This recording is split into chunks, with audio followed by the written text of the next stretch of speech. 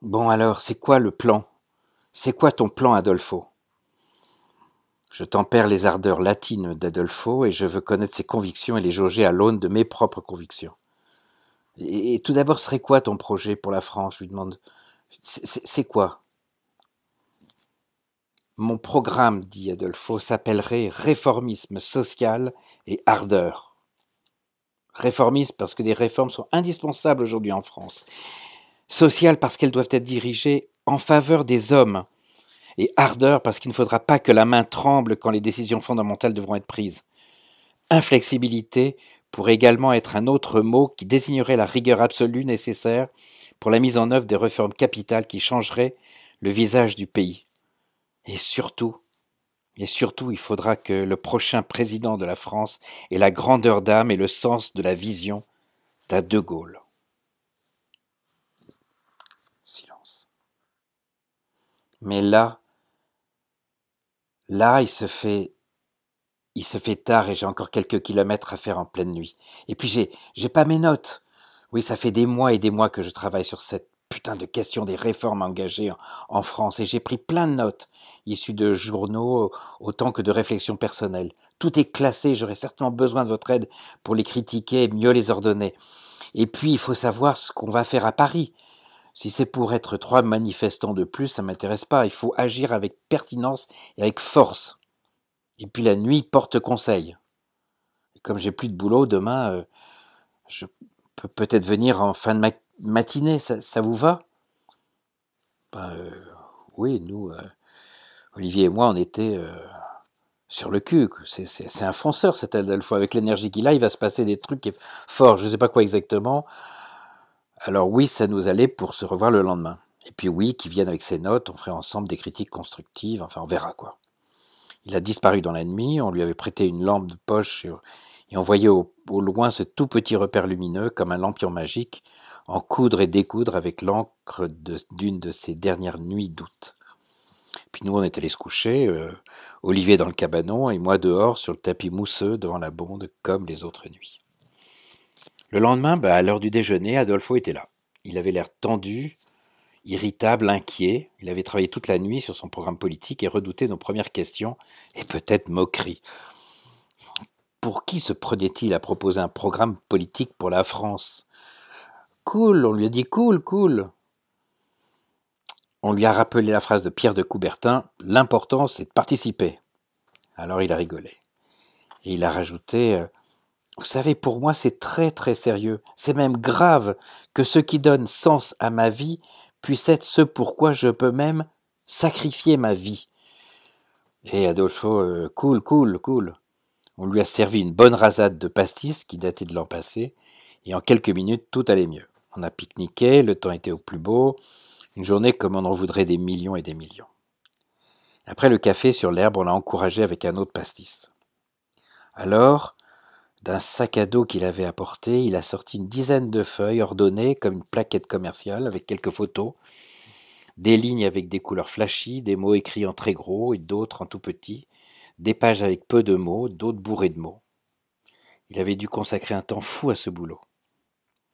Et en première page était écrit en gros ce qu'il nous avait dit la veille: projet pour la France, réformisme social et ardeur.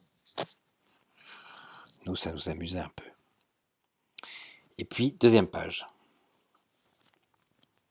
Les hommes inutiles. Qu'y a-t-il de commun entre un chômeur de longue durée espagnol, un jeune peu qualifié à la recherche d'un premier emploi en France, un travailleur pauvre en Grèce, un habitant des favelas de Rio ou des bidonvilles de Bombay, un paysan sans terre de Madagascar? Tous ces hommes, tous ces hommes, toutes ces femmes font partie des superflus, des inexploitables, des exclus, des hommes et des femmes inutiles aux autres et à eux-mêmes, car condamnés à survivre de l'assistance publique, familiale ou privée. L'inutilité est une forme particulièrement grave et résistante d'inégalité parce qu'elle enferme dans des trappes d'où il est très difficile de sortir. Il s'ensuit de manière saisissante l'errance de tous ces hommes. Et cette errance peut se transformer en violence. Nous savons qu'il faut sécuriser les modes de vie de chacun, sortir de la violence économique, du chômage et de l'angoisse du lendemain. Et nous en avons assez de la précarité et de l'imprédictibilité, signe quotidien de notre monde d'aujourd'hui. En 2020, dans les pays occidentaux, plus de 50% des travailleurs ne seront pas salariés. Comment organiser leur sécurité? Chacun devra inventer son métier. Devra-t-on imaginer une ubérisation de la société? Comment se préparer à cette nouvelle vie? Et comment feront ceux qui ne travaillent pas? Comment feront les laissés pour compte? Son introduction était violente. Hein. En troisième page et suivante, les idées principales concernant la France. Le problème du chômage est le problème numéro 1 en France. 5 millions de chômeurs, ça suffit. Le premier enjeu de la France est l'emploi.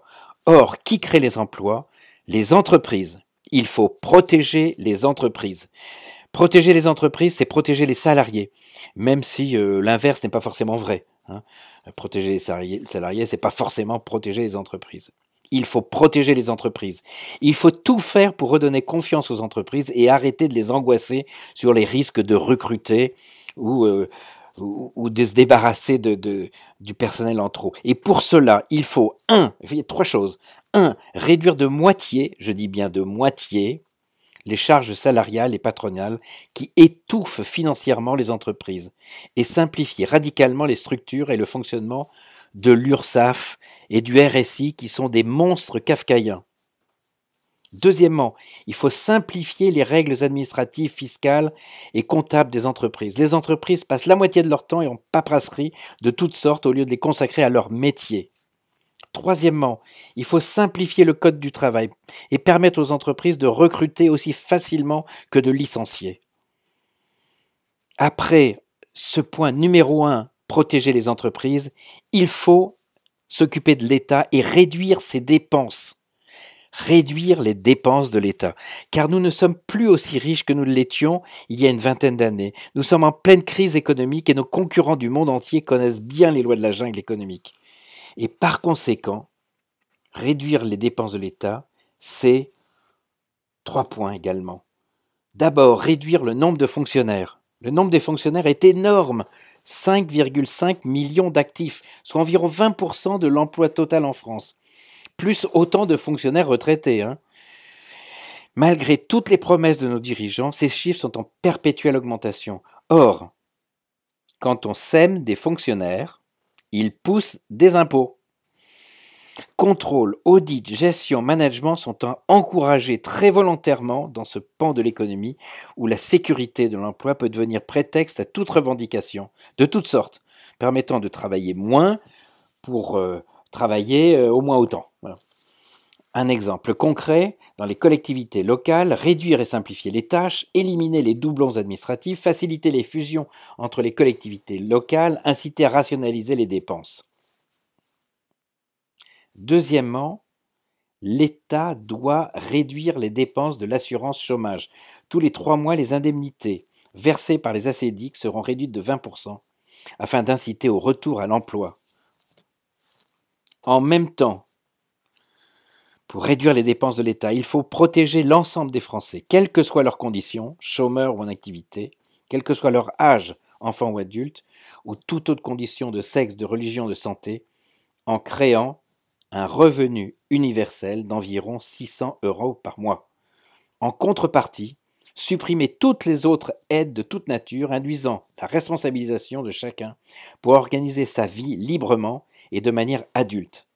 Chacun sera responsable de sa formation professionnelle, chacun paiera sa mutuelle santé, chacun assurera l'organisation de sa retraite par capitalisation et non plus par répartition, chacun fera ses justes choix entre les investissements ainsi évoqués et les investissements de pur loisir. Alors, je fais un aparté, dit Alfonso. Nota bene, le revenu universel est une telle révolution qu'il faut en dessiner les contours afin de ne pas être pris pour de dangereux rêveurs. Combien coûterait le revenu universel ? L'objection principale au revenu universel, l'inquiétude qu'il soulève, porte bien sûr sur son coût global. Beaucoup imaginent que la mise en place d'un revenu universel ruinerait le pays et obligerait à augmenter considérablement la pression fiscale. En réalité, il n'en est rien. mais il contraindrait certainement chaque Français à prendre en charge et faire son affaire personnelle de sa protection sociale, c'est-à-dire la maladie, la retraite, la famille, etc. Démonstration. Alors, globalement, la sécurité sociale, c'est-à-dire l'ensemble des régimes dits de base, maladie, retraite, famille, prélève annuellement à travers les différentes dotations de l'État, donc c'est l'État qui lui donne, près de 570 milliards d'euros pour assurer son fonctionnement et servir ses prestations. Les recettes de la sécurité sociale sont donc de 570 milliards d'euros.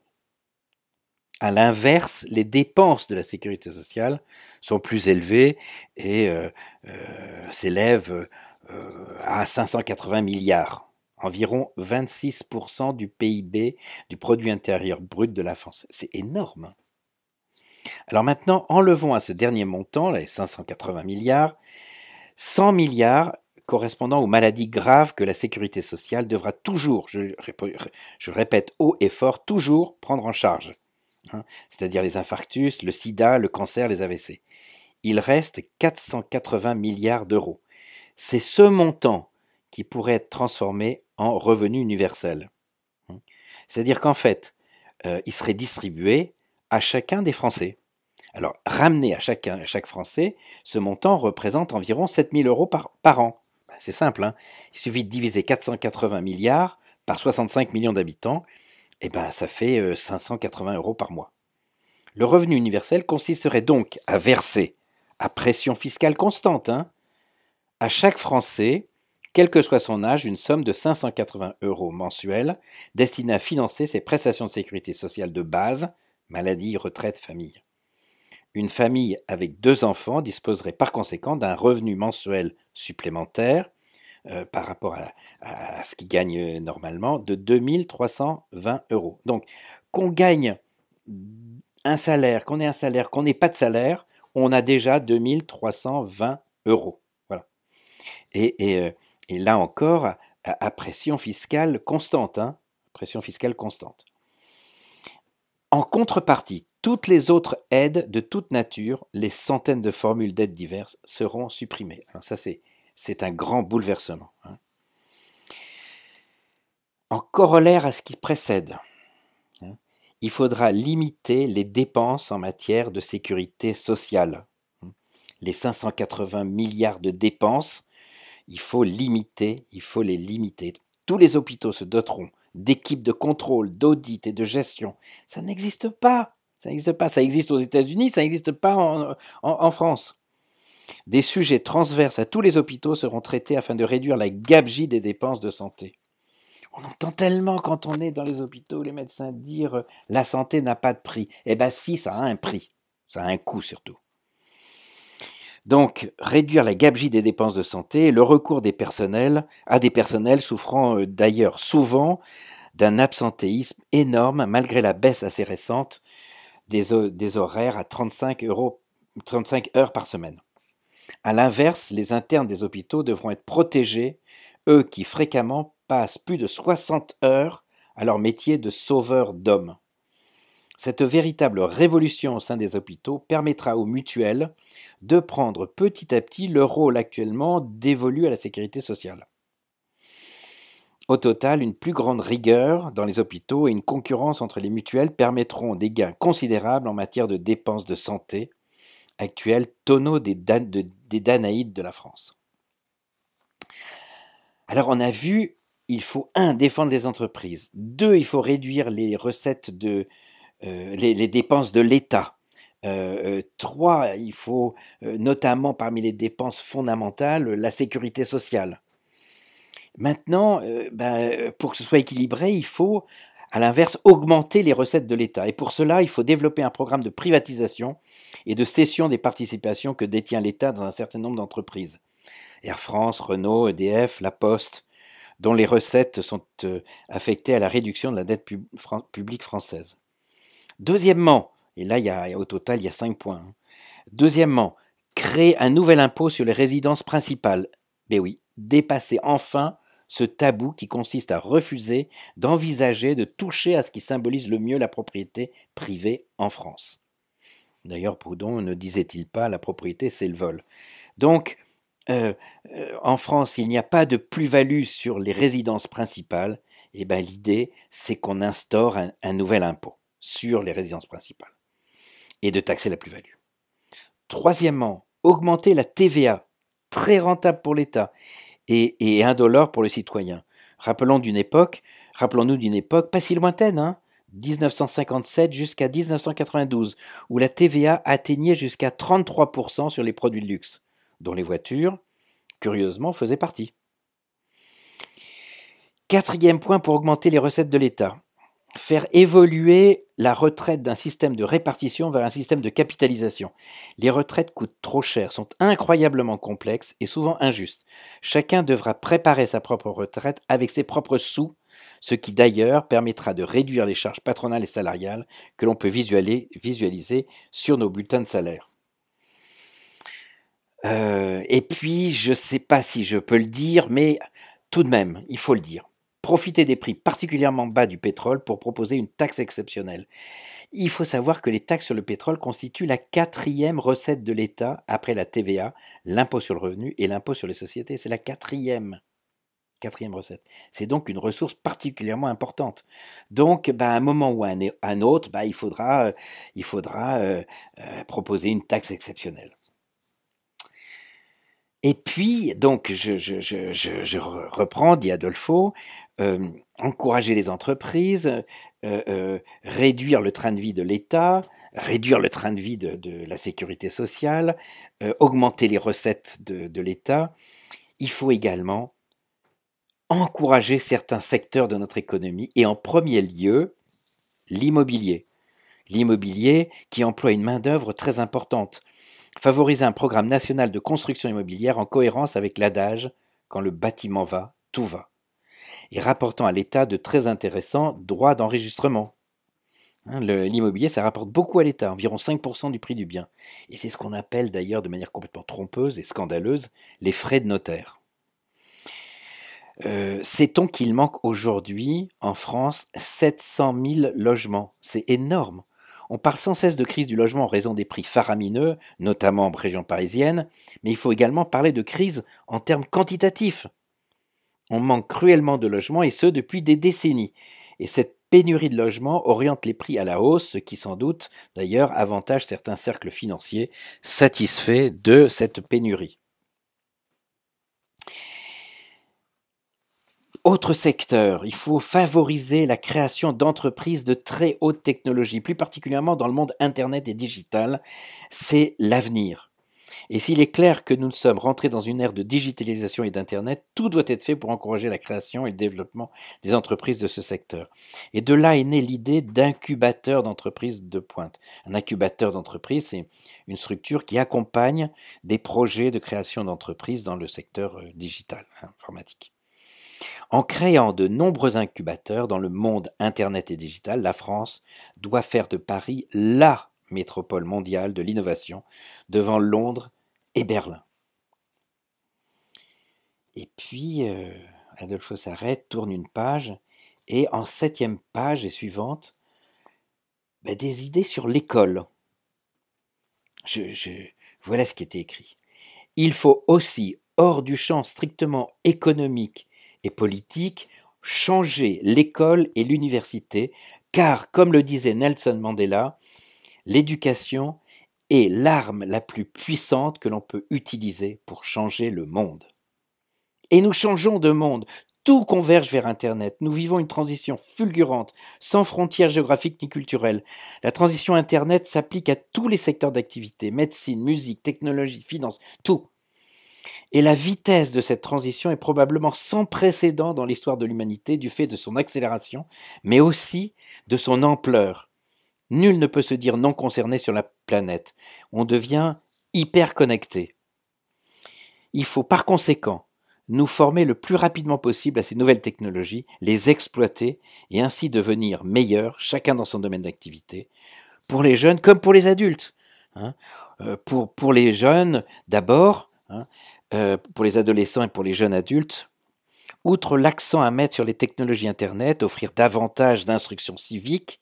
Ah oui, il n'y a pas effectivement que Internet. Il faut, pour ces jeunes, offrir davantage d'instruction civique, comprendre ce que la citoyenneté veut dire au quotidien, créer un service national civil basé sur l'aide aux entreprises, l'aide pour réduire la pollution de l'environnement, l'aide pour les vieillards, l'aide pour les démunis, l'aide pour l'éducation et les familles en difficulté, l'aide pour les chercheurs et les nouvelles technologies, l'aide, voilà.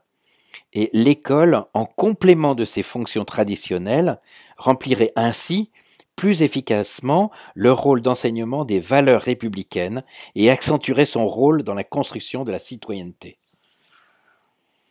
J'ai dit l'école pour les adolescents et pour les jeunes adultes, mais il y a aussi pour les adultes. Grâce aux MOOC, les MOOC, ça signifie Massive Open Online Courses. La formation deviendra universelle et gratuite et s'adressera aux non-instruits comme aux instruits. Les MOOC et autres cours en ligne sur Internet sont une telle révolution qu'il faut en dessiner les contours afin de ne pas être pris là aussi pour de dangereux rêveurs. Donc je vous explique ce que c'est que les MOOC. Les MOOC sont des cours en ligne sur Internet pouvant rendre le savoir universel et dématérialisé. Tout le savoir humain, tout, du plus simple au plus complexe, à portée de clic. Une espèce de Wikipédia qui serait sur YouTube, c'est un endroit où on peut visualiser, comme à la télévision, consultable de n'importe quel endroit du monde, du village africain jusqu'à la grande ville occidentale, par n'importe quelle personne, riche ou pauvre, religieux ou athée, érudit ou non, ça n'a pas d'importance. Ce qui revient à dire que tout un chacun pourra, s'il en a le désir et la motivation, améliorer ses compétences et progresser, ce qui est l'essence même de l'humanité en fait. Et pour les plus paresseux, la nécessité de se déclarer sa propre guerre contre soi-même pour se forcer à s'améliorer. Cette nouvelle méthode d'acquisition des compétences bouleversera nos modes de vie, nos modes d'organisation, nos modes de vivre ensemble. Et puis un autre point important, c'est que cette technologie permettra de faire baisser les coûts de la formation de manière phénoménale. Une des questions d'ailleurs aujourd'hui dans notre monde est de savoir si la puissance américaine, qui a déjà une forte longueur d'avance dans ce domaine, ne va pas mettre la main sur l'apprentissage du savoir dans le monde à travers les MOOC, au même titre que le cinéma américain a eu un rôle dominant dans le cinéma mondial. Où sera le Hollywood des plateformes MOOC ? Y aura-t-il un colonialisme des MOOC par un pays spécifique ? Le développement des MOOC français permettra de développer la francophonie. Imaginez, aujourd'hui, 270 millions d'êtres humains francophones, c'est-à-dire 4% de la population mondiale, et dans 30 ans, 700 millions. On passe donc, je répète, de 270 millions aujourd'hui à 700 millions dans 30 ans, 8% de la population mondiale. Alors je ne parle pas de 2100, parce que là, on pourrait arriver à 40% de la population mondiale. La France ne peut pas ignorer, c'est simple, cette étape fondamentale pour développer la francophonie. La formation permanente tout au long de sa vie, via la convergence Internet et les MOOC, deviendra alors une réalité aussi bien pour les personnes démunies d'éducation que pour ceux qui ont suivi un cursus classique, voire un cursus supérieur. On ne peut plus, chacun en est bien conscient, imaginer une vie sans formation permanente tout au long de sa vie. Adolfo tourne encore une page, et là, il parle de changer l'organisation de la politique. Dans un autre domaine que celui de l'économique et de l'éducation, il nous faut changer l'organisation de la politique. Nous sommes dans une démocratie représentative. Notre gouvernement, notre Assemblée nationale, notre Sénat, c'est ça la démocratie représentative. Et certains, loin du terrain, combien parmi les députés connaissent la vie des difficultés des entreprises, combien de députés ont travaillé dans les entreprises. Donc les députés, ceux qui nous représentent, décident pour nous et se trompent en permanence. Il nous faut donc passer à la démocratie non pas représentative, mais participative, la démocratie directe, avec comme outil central Internet pour faire monter, pour traiter, pour diffuser les informations qui viennent directement du terrain.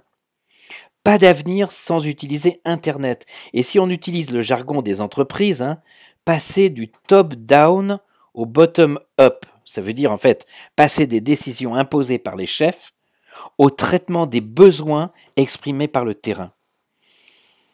Toutes les dimensions de nos existences semblent devoir être touchées au plan personnel comme au plan collectif, qu'il s'agisse des familles, des entreprises, des démocraties. Nous assisterons à des transformations dans la manière de nous soigner, de consommer, de vendre, de manager, d'apprendre, d'enseigner, d'échanger. Nous comprenons bien qu'une nouvelle économie et une nouvelle politique sont en train de naître, même si le modèle est loin d'être stabilisé, voire même trouvé. Et compte tenu des mouvements radicaux, des bouleversements même radicaux, des modes de pensée et de vie, il faudra révolutionner jusqu'au Conseil des ministres en France. Un Conseil des ministres axé sur la convergence Internet pour la stratégie et la solidarité entre nous pour les valeurs.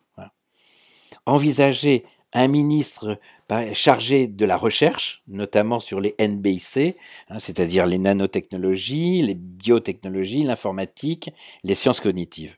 Il faudrait un ministre de l'éducation des jeunes et des adolescents, intégrant l'instruction civique et le service national civique, un ministre des universités et de la formation professionnelle, intégrant les MOOC, qui seraient dirigés vers les érudits autant que vers les laissés-pour-compte, un ministre des Affaires étrangères et de la francophonie pour développer la culture française à travers les MOOC. La France doit réapprendre à oser, à rêver pour développer une politique généreuse et prévoyante. Gouverner, c'est prévoir.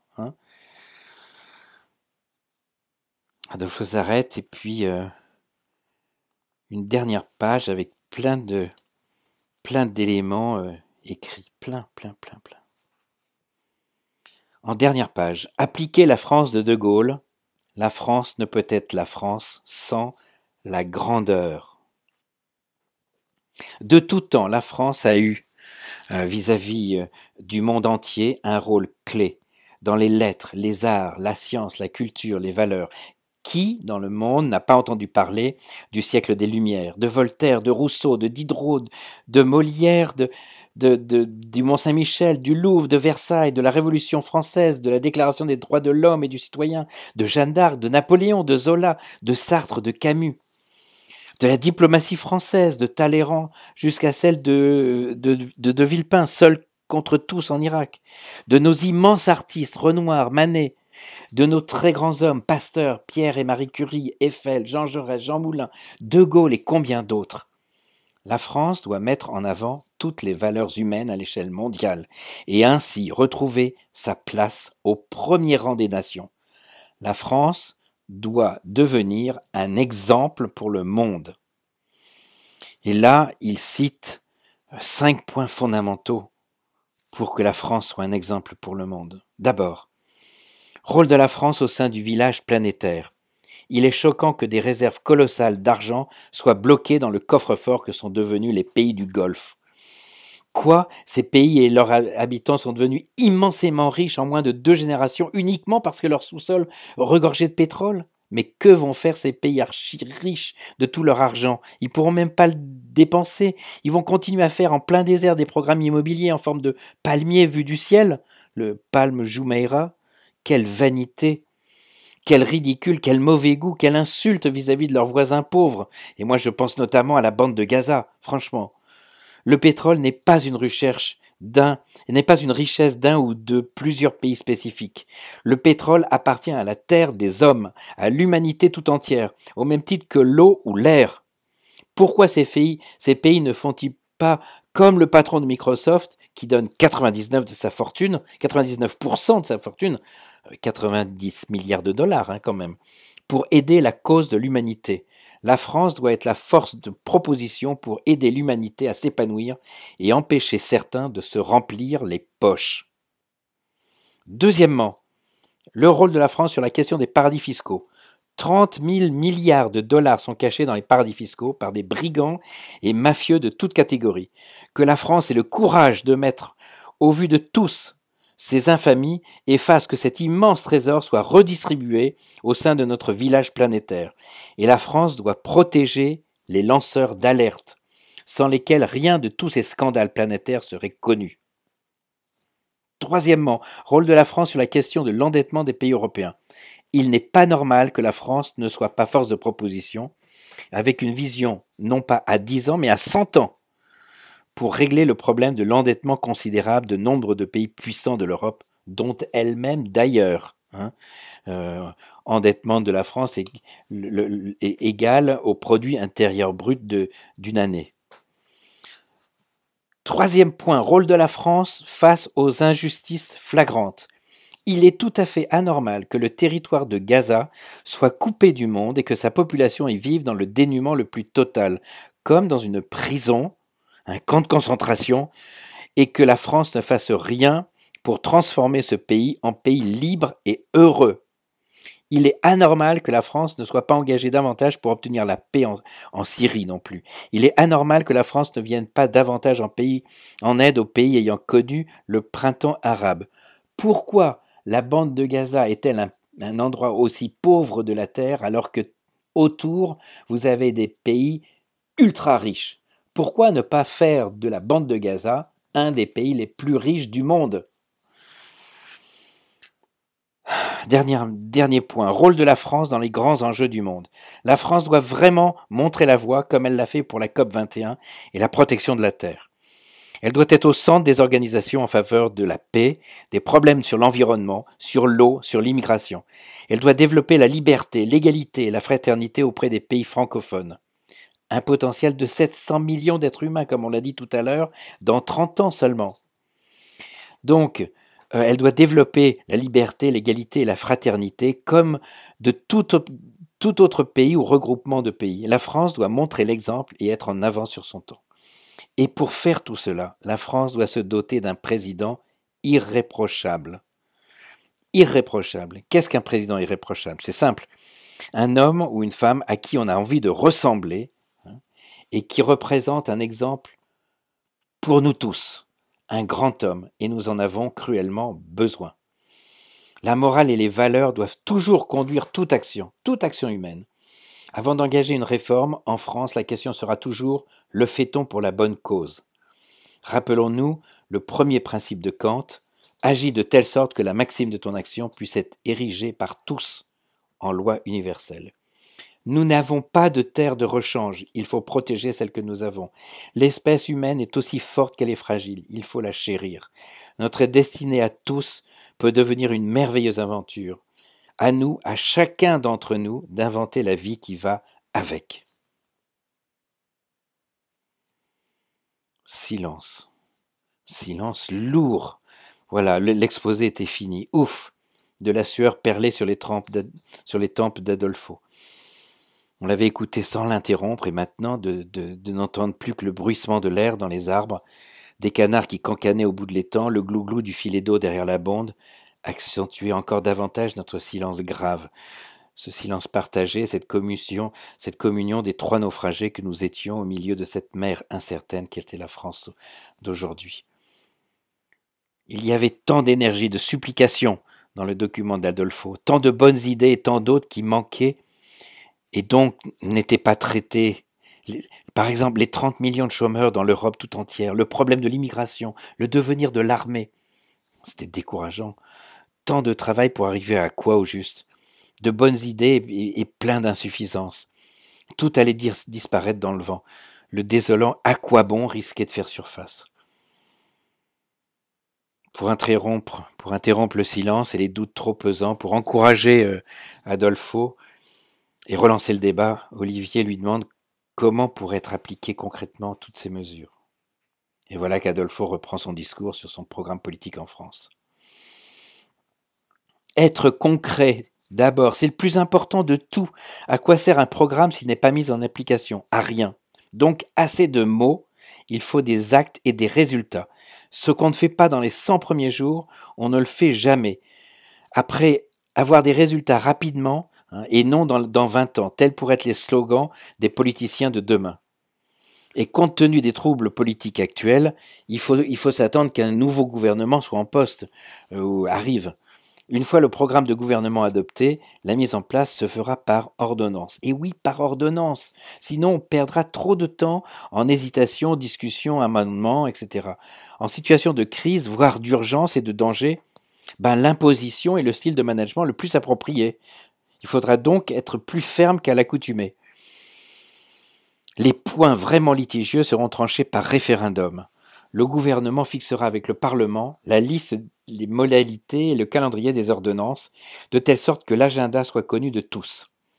Ainsi, dans les 6 premiers mois de quinquennat, des décisions essentielles concernant, par exemple, le revenu universel, le code du travail, la fiscalité, la baisse des charges, le rôle de l'école, les retraites par capitalisation, toutes ces décisions retardées depuis des années parce que la main de nos dirigeants tremblait, deviendront effectives, opérationnelles et acquerront force de loi pour enfin produire des résultats. Chacun des ministères consacrera une partie de son site internet à la présentation des réformes qu'il porte et en temps réel à la diffusion des éléments permettant d'en mesurer les effets. C'est la logique d'accountability que connaissent bien nos voisins anglo-saxons. Gouverner, c'est prévoir, mais c'est aussi rendre des comptes. Bref, nous serons déjà dans une logique de résultat et d'évaluation. En procédant à tous ces bouleversements, nous bouleverserons complètement la nature de l'action politique, donnant toute la cohérence à l'articulation entre le programme politique et sa mise en œuvre. Silence. Imparable l'argumentation d'Adolfo, mais là aussi c'était plein de yaka.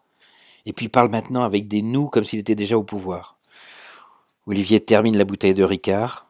Il n'en restait plus que le contenu d'un quart de verre.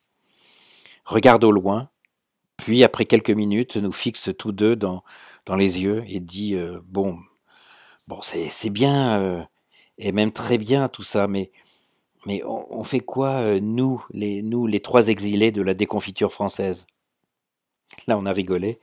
L'expression était bien choisie et montrait bien l'écart abyssal entre nos espoirs et nos forces à les réaliser concrètement. Adolphe lance alors: Vous n'avez pas chaud?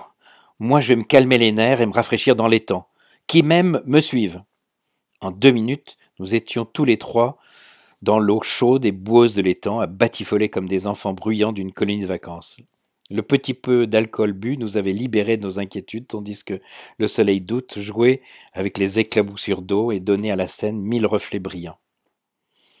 On est resté paresseusement, au fil du temps passé, dans ce qui ressemblait à une souille de sanglier. On avait trouvé un gros cigare au fond d'une boîte en métal abandonnée dans un coin du cabanon, et nous voilà dans les temps à se passer de l'un à l'autre le cigare, comme si nous étions des milliardaires en goguette.